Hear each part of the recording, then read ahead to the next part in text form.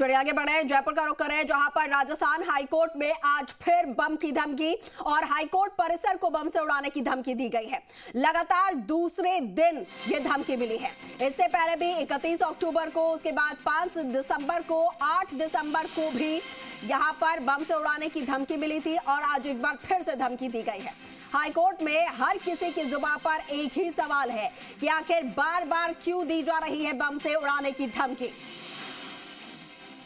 तो एक तरीके से कहा जाए ये खेल हो चुका है, क्योंकि हर दिन बम थ्रेट्स मिल रहे हैं। कल भी ये धमकी मिली थी हाईकोर्ट को बम से उड़ाने की, आज एक बार फिर से ये धमकी मिली है। और जब जांच पूरी हो जाती है तो कुछ भी संदिग्ध नहीं पाया जाता, लेकिन फिर भी जो पूरा मामला है वो सुरक्षा का है और ऐसे में कहीं पर भी इस मामले में कोताही नहीं बरती जा सकती, कहीं पर भी लापरवाही की कोई गुंजाइश नहीं हो सकती। और इसलिए जैसे ही सूचना मिलती है, पूरा जो प्रशासनिक अमला है वो सतर्क हो जाता है और वहां पर पहुंचकर गहनता से जांच की जाती है। आज एक बार फिर से हाईकोर्ट को बम से उड़ाने की धमकी मिली है और ऐसे में तमाम जो एजेंसियां हैं वो मौके पर पहुंच रही हैं। आपको सीधा लिए चलते हैं हाईकोर्ट परिसर, जहां पर हमारे सहयोगी दामोदर प्रसाद इस वक्त लाइव हैं। दामोदर, एक तरीके से कहा जाए कि मजाक बन चुका है बम थ्रेट मिलना। कल भी बम की धमकी, उसके बाद आज फिर से धमकी मिली है। फिलहाल मौके पर किस तरीके से जांच पड़ताल की जा रही है, जरा तस्वीरें दिखाइए और जानकारी साझा कीजिए। देखिए, पहले 31 अक्टूबर को, फिर 5 दिसंबर को, 8 दिसंबर को और फिर से आज जो बम से हाईकोर्ट को उड़ाने की जो धमकी मिली है, ये एक तरह से कह सकते हैं कि मजाक बन चुका है। क्योंकि टोटल सभी जो वकील हैं वो यही बात कर रहे हैं, यही चर्चा हो रही है पूरे परिसर में कि आखिर में ये कौन है ऐसा शख्स जो बार बार मेल करके इस तरीके से हाईकोर्ट को भी मजाक बना रहा है।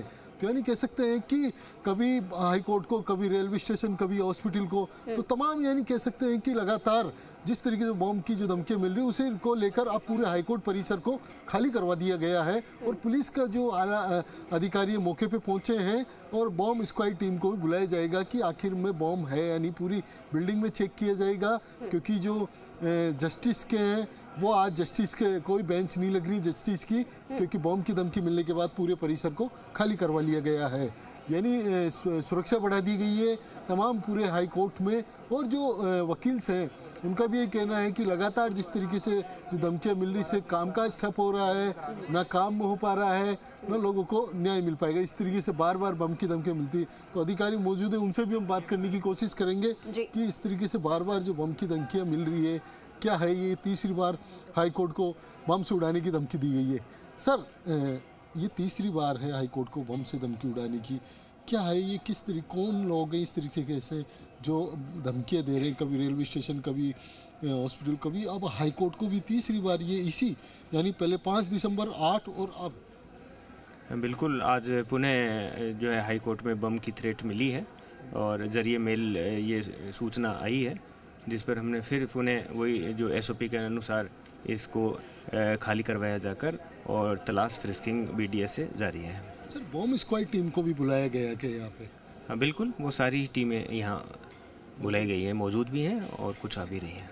यानी पूरे ओनली ये हाईकोर्ट जो जस्टिस के जो बेंच लगती है सर जस्टिस की, उसी परिसर को खाली करवाया है, पूरे हाईकोर्ट परिसर को गया? और कहाँ के लिए बताया गया कि यहाँ पे बम ऐसा कोई पर्टिकुलर स्थान नहीं है, हाईकोर्ट का है, तो हम सारे ही हाईकोर्ट के पूरे ही जो परिसर है उसकी सर्च करवाएंगे। यानी कह सकते हैं कि पूरी जो बेंचेज हैं वो आज कोर्ट लग भी नहीं रही, क्योंकि बम की जैसी धमकी आई उसके बाद से। हाँ, कुछ समय के लिए स्थगित की है, सर्च के बाद में जो भी निर्णय होगा आपको बता देंगे। दामोदर, जरा ये भी जानने की कोशिश कीजिएगा कि किस ईमेल आईडी से, किस नाम से मेल उन्हें आ रहा है, क्या ईमेल आईडी के बारे में कुछ बता सकते हैं?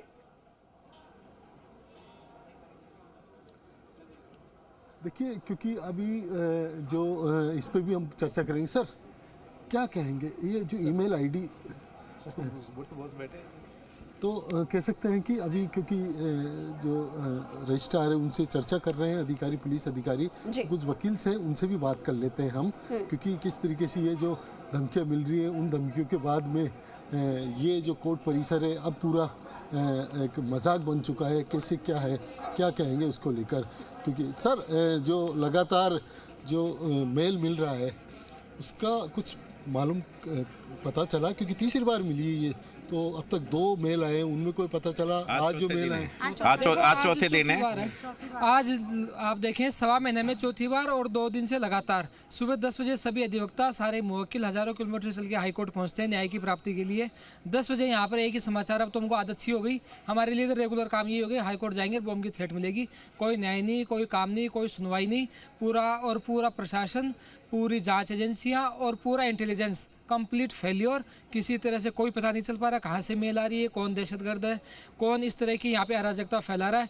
पुलिस भी बिल्कुल नाकाम है, पूरा प्रशासन नाकाम है। सरकार की सबसे बड़ी विफलता यही है कि साइबर टीम है वो बिल्कुल फेल है। यदि पीएमओ में ऐसी धमकी आ जाए तो क्या ये 2 घंटे में नहीं पकड़ेंगे? लेकिन हाई कोर्ट में जहाँ से एक स्टेट का कानून चलता है, जहाँ से लॉ इम्प्लीमेंट होता है, वहाँ पे 1 महीने में 38 दिन में आज चौथी बार की घटना है ये कि बम से उड़ाने की धमकी है। फिर सारे कितने केस प्रभावित होते हैं, उसका कोई मतलब नहीं निकलता है। बिल्कुल दामोदर, और इनकी जो नाराजगी है वो जायज भी है, क्योंकि इस तरीके से, और वो भी ये हाई कोर्ट है, हाई कोर्ट को अगर चौथी बार बम से उड़ाने की धमकी मिल रही हो, और इनका ये जो सवाल है कि आखिर जो आईटी सेल है, जो साइबर सेल है, वो ट्रेस क्यों नहीं कर पा रहे, और जो आईडीज है उनको और जो आरोपी है उनको, तो ऐसे में सवाल उठना लाजमी भी है। ठीक है दामोदर, और कुछ अपडेट होता है तो आपसे जुड़ेंगे। फिलहाल के लिए आपका बहुत शुक्रिया तमाम जानकारी।